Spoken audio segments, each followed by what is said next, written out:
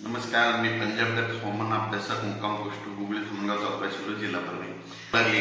तर शेतकऱ्याला सांगू इच्छितो तो 22 मेला अंदमान बेटावर मान्सून एकदा सक्रिय होणार आहे.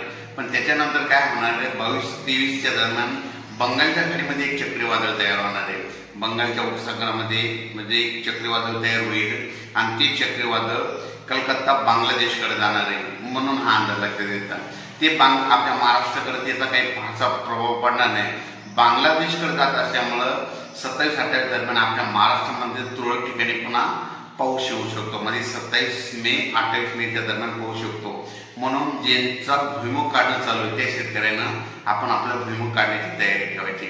आणि एकंदरीत परिस्थिती बघितली तर राज्यामध्ये देशाचं बघायचं झालं तर म्हणजे आता 18 मे पासून ते 27 मे पर्यंत जवळपास आंध्र प्रदेश, तेलंगणा, केरळ, कर्नाटक, तामिळनाडू या भागामध्ये अवकाळीचा खूप पाऊस पडणार आहे. म्हणून त्या राज्यातील शेतकऱ्यांनी हा अंदाज